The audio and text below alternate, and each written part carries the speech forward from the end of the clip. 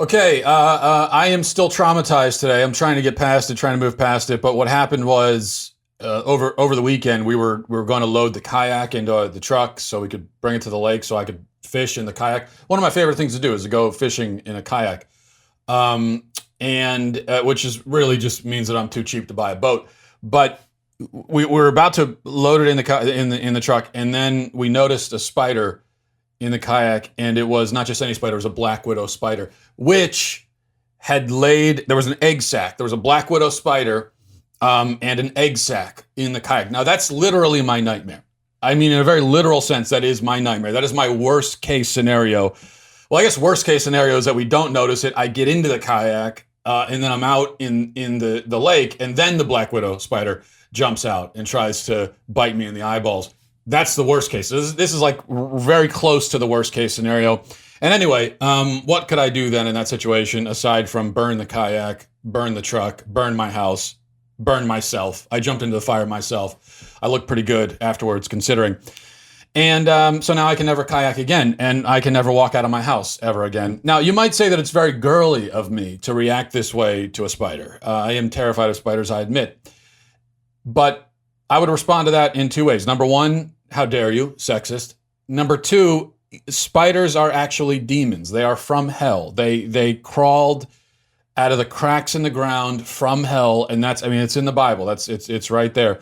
So am I girly because I don't want to be around demon spiders? Am I girly because I don't want them to crawl into my ears and eat my soul, as spiders are known to do? No, that's just called taking precautions, okay? That's called knowing the science, all right? I'm going to try to move past this and talk about other things today as best I can to overcome the trauma. And what we're going to do is, to begin with, I want to talk about something that if you're a diehard Trump supporter, a diehard Trump fan, you're probably not going to like. But I think you especially need to hear it. So I hope you stick through and bear with me so we can have this conversation. But first, before we get into that, a word from our friends at Noom. Getting in shape is not just about losing weight. It's about learning healthier habits, feeling better about yourself, whether that's more stamina so you can kind of keep up with your busy life, keep up with the kids, keep up with your job, or if it's getting into the jeans you've wanted to wear, being more in tune with your body's needs, whatever it is, that's what it's about. The great thing about Noom is that it can help you in a very personalized, kind of specific way, no matter your situation or your health or your fitness goals, whatever it is. So for me, in my very specific situation, it's been great because I'm immobilized for the most part with my Achilles injury. And now I'm even more immobilized because of my fear of spiders. And so that means I can't do a lot of the kind of cardio stuff I like to do usually. And that's where the more well-rounded approach by Noom helps out, keeps me from becoming a blimp as I am, incapacitated in some ways. So I really need to focus on eating healthy and developing good habits, and Noom has been great for that. Noom is a habit-changing solution that helps users learn to develop a new relationship with food through personalized courses. This is based in psychology. Noom is all about kind of teaching you why you do the things that you do, which will then help you break bad habits and form good ones. Noom it's not just a diet, it's a healthy and easy to stick to way of life. You don't have to change it all in one day. Small steps make the big difference. Sign up for your free trial today at Noom, Noom.com/Walsh. You don't have to change it all in one day. Small steps make a big difference. So sign up for your trial today at Noom, Noom.com/Walsh. What do you have to lose? Visit Noom.com/Walsh to start your trial today. That's Noom.com/Walsh, the last weight loss program you're going to need. Okay. Now for a conversation that is sure to upset Trump's biggest fans, I think. But it's a conversation that if you're in that group, I think, as I said, you need to be a part of. First, though, let's kind of set the stage. We'll back up. Last week was a pretty disastrous week for the Democrats. As we discussed last week, AOC basically insinuated, Alexandria Ocasio-Cortez basically insinuated that Nancy Pelosi is racist, accusing her of, quote, singling out women of color in Congress, which is not so much an insinuation of racism as it is an outright accusation of racism. And then Pelosi responded, and their supporters and the different factions have been going back and forth, eating each other alive. It's been very ugly. Ugly if you're a Democrat. If you're, not a Democrat, if you're a conservative, it's kind of beautiful to watch your opponents eat themselves. And then over the weekend, so that was what happened last week. The Democrats spent last week eating each other, cannibalizing, their own party. And then we get to the weekend, and over the weekend, left-wing extremists have been themselves going out of their way to expose themselves as the anti-American militants that they really are. There were two moments. First, there was this moment. Watch this.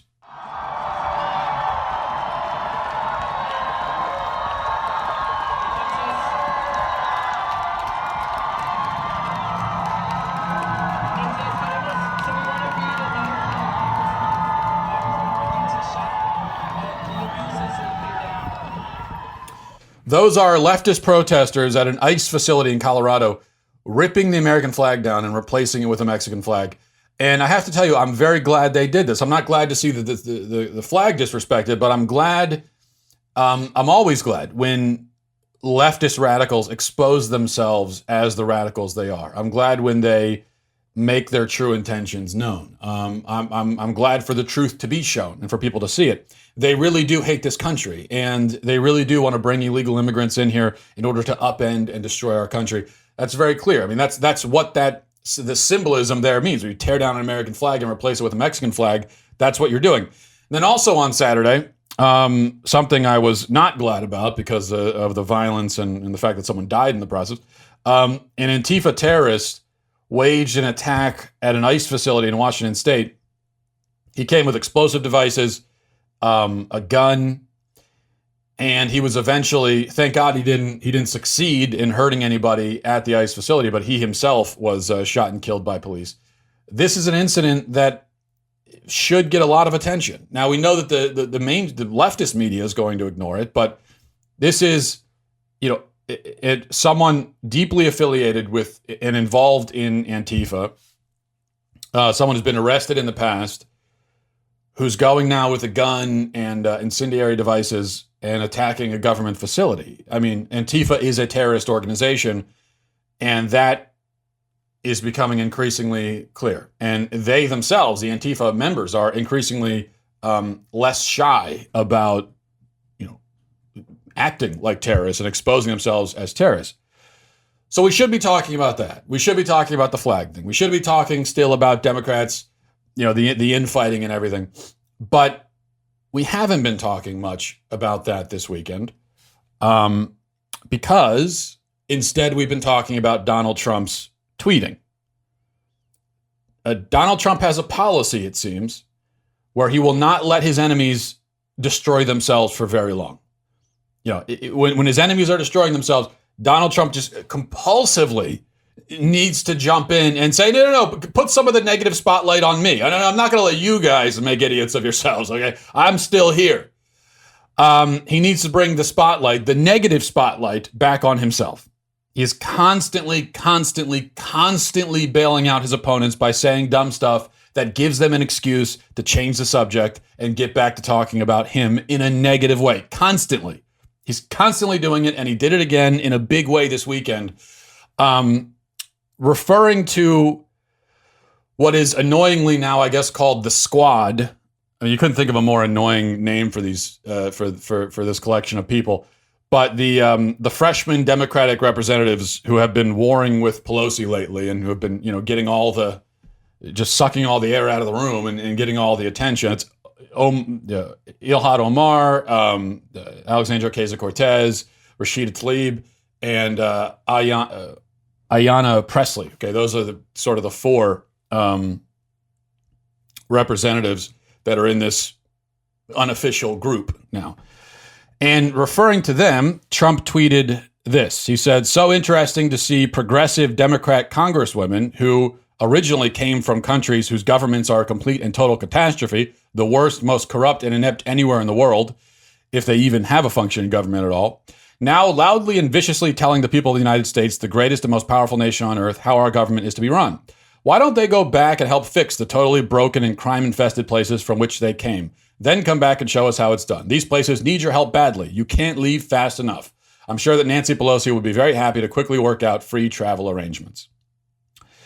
That last line about Nancy Pelosi makes it very clear who he's referring to. There's no way around it. He's referring to the congresswomen who Nancy Pelosi has been at odds with, and those are the 4 that I mentioned. So there you have it. He is telling minority women to go back where they came from. It's just, that's what's happening here. There's no way around it. He said it. It's right in there. I mean, you could try to deny it and say it's not what he said. We can all read it. It's right there. We know what he said. That is what he said, plain as day. And we should also mention, to make matters worse, that only one of the 4 women is foreign born. Omar is foreign born, but the others were born in the United States. So, some Trump fans have tried to bail out the president by saying, oh, no, he was only referring to Omar, not the other ones. Well, that's nonsense. He said women. That's plural.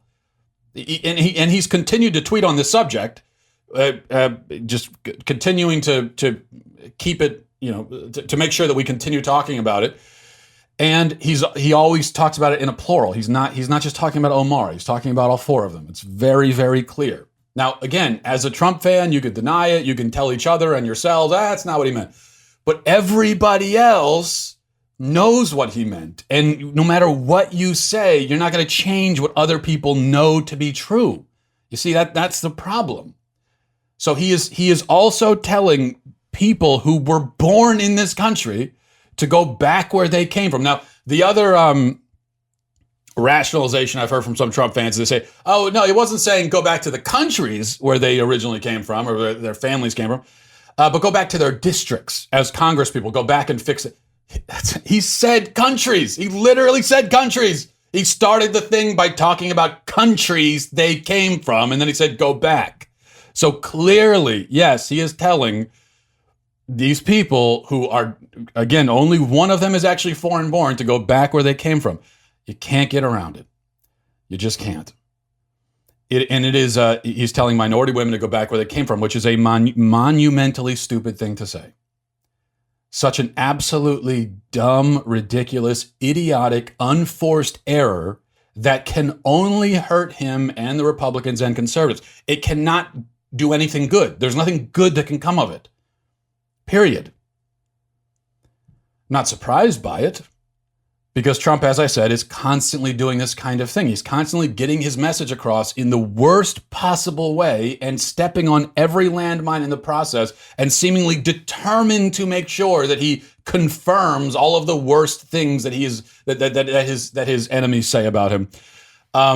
This tweet, like so many of Trump's tweets, is a gift to Omar, Cortez, all the Democrats. It's like a Christmas present that he wrapped up and handed them and said, here you go. It takes the focus off of them. It gives them reason to unite. They were at each other's throat. Now they're united. Now they're back together again, and it's a happy-go-lucky, and they're in this fight together. So that's not good. It's better when they're fighting. You don't want them together united. It gives them a chance to take a righteous stand and stand against racism and ethnocentrism. It gets them all that. It gives them campaign material, fodder. It is, as I said, a gift. Now, look, I don't think that Trump is racist. I've said that many times. Trump, no, he's not. See, his enemies either knowingly misrepresent him, which of course we know they do, or they just really don't I think it's kind of a combination. I think there are a lot of people, his fans included actually, who really just don't understand somehow what he's all about. No, I think Trump is very easy to read. He's a very simple person to understand what makes him tick. So is he racist? No, Trump just says stuff. That's what he says, whatever will get him attention. He doesn't hate people based on race. He likes anyone who likes him, period. If you like him and say something nice about him, he will like you. It doesn't matter who you are. It doesn't matter. And if you criticize him, he hates you. That's as simple as that. Race doesn't factor in, gender doesn't factor in, a political party doesn't factor in, nothing factors in. That's it. That's all there is to it. It's that simple. It's also true that the left and Democrats, leftists, they're going to call people racist regardless. They're going to call their enemies racist regardless. I get called racist all the time. erroneously, but I get called it. It's just a word that the left throws around, and it is a word that talk about unforced stupid errors on their part. They have taken this accusation, which could have a lot of force to it and used to have a lot of force, but now it doesn't have as much because they use it way too often and they call everything racist. And the thing is, when you call everything racist and then you actually stumble across a racist thing, it's going to be harder for you to condemn it or to have people take your condemnation seriously because it's the boy who cried wolf thing, boy who cried racism, right? So, yes, so those two things should be stipulated. Fine. With that said, however, the fact is, he told minority women to go back where they came from. And it is really, really, really, really, really easy to credibly paint that as a racist comment. Now, here's the nuance here. Again, if you're a Trump fan, you're going to say, he's not racist. But fine. It is clearly very, very easy, though, to take a comment like that and present it, argue that it is racist. Now, yes, they do that with every comment, sure. But you don't have to hand it to them on a silver platter, okay? You don't have to do that.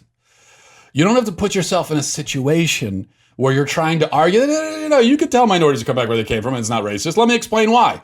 That's a losing conversation. That's not a winner. And it's stupid. Why? We don't need to talk about that. That's not the point. That's what frustrates me so much. People say, oh, well, he's talking about immigration. He's like, okay, let's talk about that. We don't need to have a conversation about, well, is it technically racist to tell people? No, that's not the freaking point. You think that it's helpful to have that conversation? You think it will get our point across better? You think we're more likely to bring people to our side when we're trying to, have the conversation through that lens?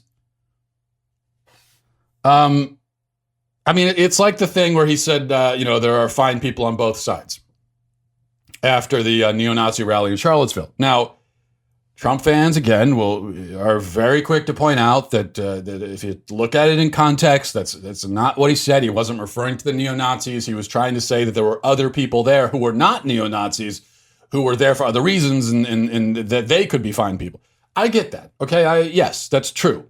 You look at it in context, but it was still a stupid thing to say. We don't want to have to sit here and explain why. Well, yeah, you could say there are fine people on both sides in reference to a mostly neo-Nazi rally, and it's not technically racist. That might be true, but it's a losing conversation. It's a loser. It's just, there's no reason to say it. He should have just not said it. And it's not because, every time I talk about this, people say, oh, you just want to be politically correct. Come on. I mean, you know me, right? I'm not politically correct. I could care less about political correctness. I say things every day that are as far from politically correct as humanly possible. And I have the death threats and the death wishes and the hate mail and everything imaginable to prove it. Okay, I've told you about it on the show. I've had people wish death and worse on my family, on my children, on me. It's a normal occurrence for me. Death wishes, death threats, all that stuff, okay? Because I don't care about political correctness and because I'm going to engage on issues. So I don't care about that. That's not my point. But if I'm talking to minorities and we're debating something, I'm not going to say, go back where you came from. Because I'm politically correct? No, it's just an incredibly stupid way of getting your point across. And you're going to lose it. Once you say something like that, you lose. Any chance you had of conveying your message and actually getting it across is gone because you said that. Okay? Now, I do think you can say something like, and I have said things like, generally speaking, not targeted at minorities, but just in general, look, if you hate America that much, if you think it's a terrible country, then you can leave, right? I've said that about Colin Kaepernick. But But there's a very clear difference, actually, between saying, look, if you hate America, you can leave, and saying, go back where you came from. It's a very clear difference between those two statements. Very clear. And anyone who cannot see the difference shouldn't be in politics. If you can't see the difference between those two things, you are not nearly politically savvy enough to be in politics. Now, Trump fans will still try to pretend that the president tells it like it is and, says the things that other people are afraid of saying. That's not it. Okay? I mean, at this point, guys, you got to see the reality for what it is. It's the same thing when you still hear people trying to claim that Trump is playing some sort of brilliant game of 3D chess and this is all a political strategy and it's so subliminal and subtle and it's so the guy's a genius. No. I mean, by now you must realize what's going on here. He watches Fox and Friends, especially on the weekend, and he just tweets and thinks out loud on the internet. That's it. That's all. It like a lot of people on Twitter. Except he's the president. That's the difference here. Now you could say about me, you run your mouth on Twitter all the time. True, I do. But I'm not the president, though. You see, I'm just paid to run my mouth. That's my whole job. I'm not paid to run the country. I am paid to run my mouth, and it could be a fun job. And we can argue about whether or not it's a very useful job. But regardless, that's my job. I like to think the president, his job is bigger than that, more than that. And even as someone who's paid to run my mouth, even I wouldn't say half of the stuff that he says on Twitter. Again, not because I'm afraid, not because I'm politically, but because it's stupid to say and will achieve nothing positive at all, period. Okay. Here's the point. We gotta move on. When it comes to the tweeting, if you are a diehard fan, you love the tweets. Great, fine. I mean, you're entitled to love the tweets. I'm not telling you not to. You can think whatever you want, right? But most people in the country are not diehard Trump fans, and there aren't enough of you to reelect him in 2020. It's just not enough. Now, he won in 2020 with 3 million fewer voters. And he did it because he was running against Hillary Clinton, who's the most unlikable and corrupt political candidate in modern American history. She didn't campaign in the Rust Belt, amazingly.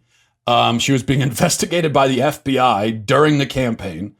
He was a novelty at the time, which really counts for something. And the people who didn't like him, his opponents, didn't take him seriously enough as a threat, and so they didn't show up in places like Detroit and Philadelphia. It's a lot of these urban centers. There was a depressed voter turnout, partly because they thought, he's going to lose anyway. We don't have to take him seriously. Well, as soon as he won, they realized that, that was a mistake. And then that's why it was just a few weeks later after he was inaugurated, or was it a few weeks before? I don't remember, where you had the Women's March, you had 1 million people out, and they were, freaking out about Trump. Now, and we all said at the time, okay, it's a little late for that. You people should have been there. If you really were that worried about Trump, maybe you should have showed up at the ballot box, and you didn't. They're not going to make that mistake again. They won't. You can't count on it. You cannot count on Trump's opponents, the people who hate him, not showing up again. They will show up. So all those things I just listed, those are benefits he is not going to have anymore. Those are gone. It's a different day. It's a different year. Different. Which yet again emphasizes that he's going to need to expand his coalition. Now, he won with what? Was it 60 or 61 million voters last time? Yeah, it's all about the Electoral College, right? But you also need bodies. You need warm bodies. That's how you get the Electoral College votes. So he won with that amount last time. That same amount isn't going to be enough this time. And it's arguable. It's doubtful whether he could even get the same amount again. But you have to ask, what has he done to expand the base, to get more people in? And don't just tell me, the economy's doing fine. Who cares? I got news for you. Most people don't vote based on the economy. That whatever anyone says, it's not true. Most people don't. Most people, they're not looking at the freaking stock market before they go to the polls. No, what has he done in terms of his communicating, in terms of his, on a very human level, right? What is he doing to expand, to bring more people in? Because running his mouth on Twitter, the same way he did in 2015 and 2016, does that represent an attempt to bring more people in, to appeal to more people? Are these tweets going to appeal to more people? No. That's the problem. You know, they've done surveys on this. The vast majority of Americans have a negative view of the tweeting. And if they did a survey on that particular tweet, I guarantee there's going to be a majority are going to say, I don't like it. Now, they might not all freak out and say it's racist, but at best, they're going to say, that was stupid. At worst, they're going to say he's a bigot, racist, Klan member, right? That's kind of the scale you're dealing. When you say stuff like that, that's the best you can hope for is for people to say, that's stupid, but I'll try to look past it. And that's what Twitter has become. It's become a thing where at best, people look past it. It's not a net positive anymore. And here's how I know it, and then we'll move on. Here's how I know that it's not a net positive. Because I think we all know, and I talk to people like this all the time, people who are kind of more in the middle politically. They like some of Trump's policies. In fact, policy-wise, he's better than they thought he would be. So they like some of his policies. They don't like some others, but they're kind of like, they don't like the Democrats either. And so there's a lot of people in that realm. Don't like Democrats, not diehard Republicans, not diehard Trump fans. They like some of his policies. They're with him on most of the immigration stuff. They're with him on the gun rights stuff. They're with him on, foreign policy. But they really hate the tweets. And his whole act, his whole shtick, they just hate it. They don't like it. They are turned off by it. And so there are a lot of people in that camp. Now, some of them are going to overlook it and vote for him anyway. Great. But not all of them will. There are going to be some who say, you know what, I can't vote for him. I'm going to stay home. I'm just so sick of it. Or maybe they'll vote against him. Who knows? You might not agree with that. Fine. But those people exist. That's a political reality. So we know those people exist. I talk to them all the time. I know they exist. Do you think there's anyone who the same sort of thing where they say, I like, let's look at it. They kind of are iffy on his policies. I don't know. They're sort of in the middle, but they just love the tweets. It's like, give me more tweets. I love this stuff, man. And so they're going to be more inclined to vote for him because of the tweets. You think there's anyone in that category? If you're a diehard fan, you're not in that category. I'm not talking about you. I'm talking about people who are not diehard, yet are going to be more compelled to vote for him because of the tweeting. I think we all know there's nobody in that category. There are a lot of people who maybe would vote for him, are less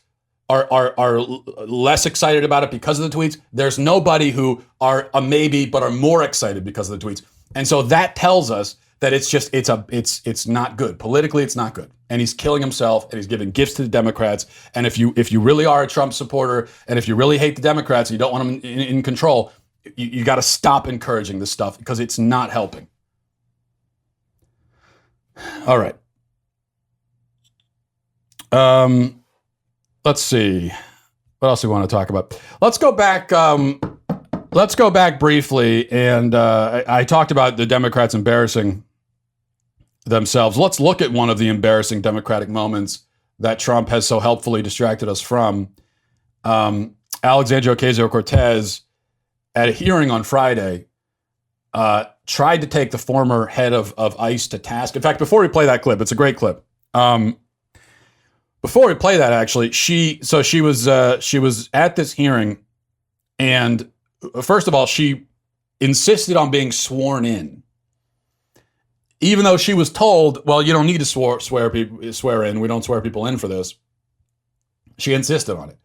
And why did she insist on being sworn in? Well, because she stood up there, and she had her hand up, and she had this, that kind of like innocent, but sort of innocent deer in the headlights, but also determined sort of facial expression that AOC does all the time. So she's standing there with that facial expression with her hand up. And the reason why she insisted on being sworn in, even though it wasn't necessary, is just so she could get that picture. And just so that, now she knew that she's going to get that picture of herself with her hand up, and then every news article about the hearing is going to have that picture attached to it, which means that, okay, now she looks determined and serious, and it's a nice little picture, and also it makes it about her. Now, I think that that's a disingenuous tactic. I think using a swearing in as a political ploy like that is detestable. That's actually taking the Lord's name in vain. That's actually what taking the Lord's name in vain means. When you swear by something, but you don't mean it, you're doing it in vain. So I don't like it, but it's politically savvy. Now, see, that's what a politically brilliant move looks like. And AOC, I don't like her. I mean, I think her policy-wise, I absolutely oppose everything she's ever said or suggested policy-wise. And as a person, I think she's dishonest. I think she's a race baiter. I don't like her as a person. I don't think she's a good person. But she is politically savvy, and that was a pretty brilliant move. That's the kind of thing Trump needs to be doing. Not that exact thing, but things that are going to make you look good. Things that, where you think about how this is going to be perceived and viewed by the general public, not just your diehard fans, but just the average person who doesn't follow politics that closely. And the average person who doesn't follow it, they're going to see the picture of AOC with her hand up, and they're going to think, oh, it's like a very honest and straightforward person who's swearing in and is going to tell the truth. That's what the sort of just average oblivious person is going to think. Trump needs to be doing a lot more to appeal to that type of person, or he's going to lose. Okay. So that was a fine little stunt, but then the problem is you could do the stunt for the picture, but then then it comes time for the actual substance, and that's where AOC falls apart. And so here she is. You could tell she thinks she's got him, but she doesn't. Watch this. Mr. Homan, your name is on this. Is this correct? Yes, I signed that memo. So you are the author of the family separation policy? I am not the author of this memo. You're not the author, but you signed the memo? Yes, a zero tolerance memo. So you provided the official recommendation to Secretary Nielsen on for the United States to pursue family separation?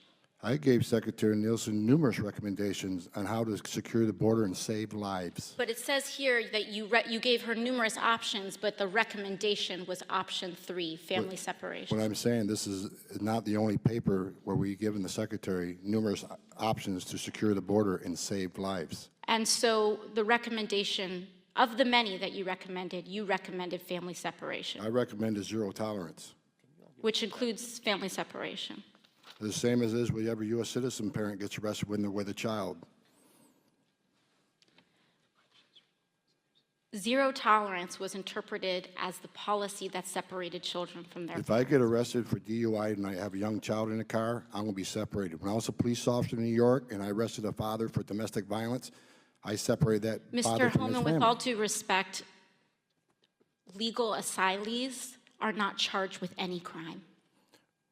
When you're into the country illegally, it's violation 8 United States Code 1325. Seeking asylum is legal. If you want to seek asylum and go through the port of entry, do it the legal way. The Attorney General of the United States has made that clear. Okay. Okay, so there you go. You know what that is? That is appeals to emotion, appeals to feeling, talking points, all of that in a bundle, coming right up against just facts and a logical point of view. That the ICE director there, former ICE director, it's just common sense, logical. Look, here's the deal type of approach. And when the one appeal smashes up against that, it's like a brick wall and it just falls to pieces.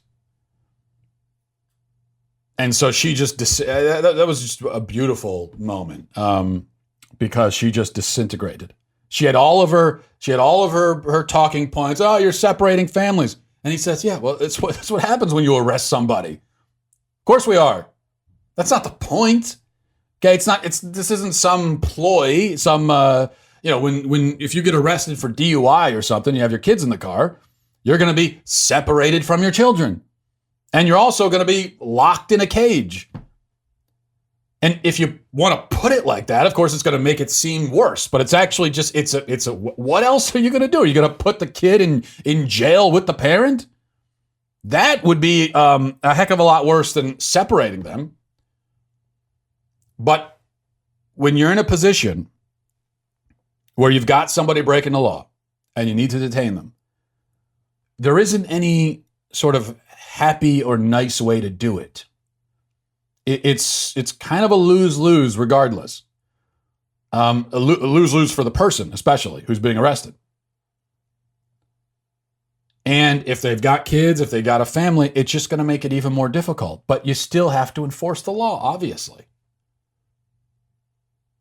So I love that approach. That's a good approach. Because, look, he wasn't showboating. He wasn't trying to be intentionally outrageous or provocative or anything. He was just, look, here's the deal. All right. I guess I've got a bunch of emails I don't have time to get into, so I think we'll save them.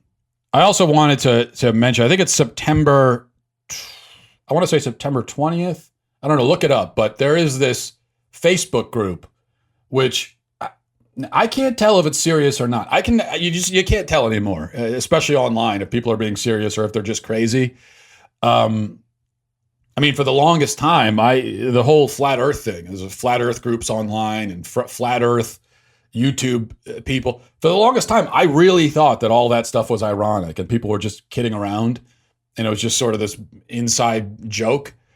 And so I thought I can appreciate that. I can appreciate irony. And then it took me a while before I realized, oh, wait, they're serious. People actually believe this. So it's a similar thing here where you've got a Facebook group with, I don't know what the number is up now, but thousands of people who are claiming that they plan to storm Area 51 out in the desert in, I believe, Nevada. Area 51, they plan to storm it so that they can discover the aliens that they believe are being kept at Area 51.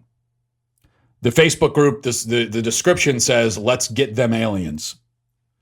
And it suggested that if they all run and they charge Area 51, then they can't all be shot. The bullets won't be able to keep up with them, which, of course, is not true. I just would tell you that. So, as I said, I don't know. I don't know if it's. I can't tell if these people are sincere or not. I hope they aren't, because if 1,000 people do storm Area 51, you're going to have 1,000 dead people, and nobody wants to see that. And I'll also say this. Listen, as fun as it is to think that aliens have visited Earth and the government is hiding, the information about these aliens, I like to think that that's true too, because it's a fun thing to think. It makes you feel like you're living in a movie. But I got to tell you, if you're planning on storming Area 51, I'm just, spoiler alert, they don't have aliens. Which, as far as you're concerned, they're definitely not going to have aliens, because you're going to be killed in the process, so that you'll never see them even if they do have them. But in any case, they don't have them. They don't have the aliens. And I know that for two reasons. Number one, this is the main thing, and this is one of the reasons why all the conspiracy theories about the government did 9/11, the government faked the moon landing, the government, all this stuff. I know that all of that is false, because number one, it's just self-evidently absurd and stupid, and I have common sense. But number two, our government is not nearly competent enough to coordinate these conspiracies and keep all these secrets. I mean, you see how things are just leaking out of the Trump administration constantly, out of every presidential administration. There are constant leaks and everything happening. You really think, Area 51 has been there for decades. So that means that thousands of people probably not only know about the aliens, but have seen the aliens. And at this point, there's been no leaked information, no video or photos have made it out. No, just our government, again, is not nearly competent enough to keep a secret like that for so long.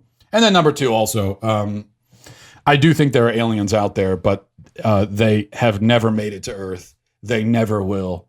The distances are just too great. There is no technology. I mean, in science fiction, there's technology. In reality, there just probably cannot ever be technology that would traverse the distances you would need to traverse in order for one civilized planet to encounter another civilized planet. I mean, we're talking about light years. Traveling at the speed of light is impossible. Traveling beyond the speed of light is definitely impossible. But even if you were traveling at the speed of light, which again is impossible, it would still take you probably hundreds of years in a spaceship to get to a planet that potentially has other intelligent life. It's never going to happen. So we're alone as far as we're concerned. We are alone on Earth. Don't go getting yourself shot over it. I understand the appeal, not of getting shot, but of wanting to see Area 51. But don't do it. That's my recommendation. All right. We will leave it there. Thanks, everybody, for watching. Thanks for listening. Godspeed.